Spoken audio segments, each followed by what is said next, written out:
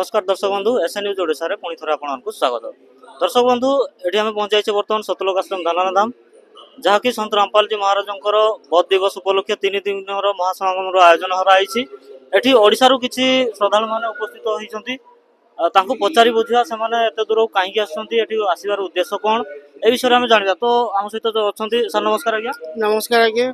आपन नाम मो नाम निरंजन कर। आपन कोडू आछंती? मो कटक जिला सालेपुर आसी अछि ओडिसा रो।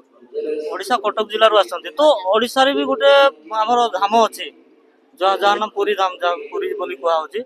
से भलिया तीर्थ स्थान को से भलिया धान को छाड़ी देके आज आपन दानन धाम काहे आछंती? नहीं एटी विषय रे मो बहुत सुनिथली किंतु देखिया पय मोर बहुत आग्रह हला जिनसटा प्रकृति रे कोन सेति पय मु एठी आसी जे देखिया पय माने एठिकार परिवेश परिस्थिति आ लोक मानकर केमती कोन सब चलुचंती सब जिनस देखिया पय आग्रह हला मु आस्तेली आ एठी आसी कि बहुत बढ़िया अनुभव मोर रहिछि आ बहुत बढ़िया समस्त भाईचारा बढ़िया रहउचंती का तो माने हिंदू कार माने को कहले हम माने भेद विचार किछि नाही माने किछि जानि परिबेनी एठी आपण आसले सब टोटली भूली जिवे एते बढ़िया जगह एठी एते बढ़िया लागुची ए जगहटा। तो आपण अथि आगरो आउ केबे आस्थिले ना प्रथम थर पय आस्थिले? नाही मुटा प्रथम थर पय प्रथम थर। तो आपनकर अनुभूति एठी केमती लागला? बढ़िया लागुची बहुत बढ़िया सब व्यवस्था पूरा अति उत्तम। आपनकर खाइबा पीबा रहिबार व्यवस्था असुविधा नाही बहुत बढ़िया एठी सब उच्च कोटि रे पूरा।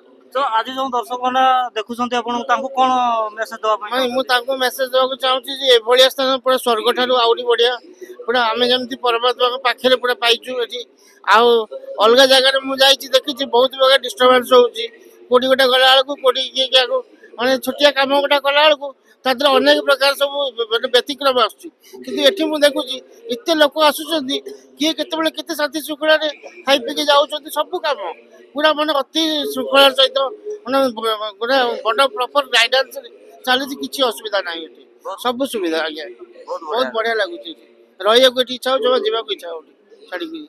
बहुत बढ़िया धन्यवाद नमस्कार।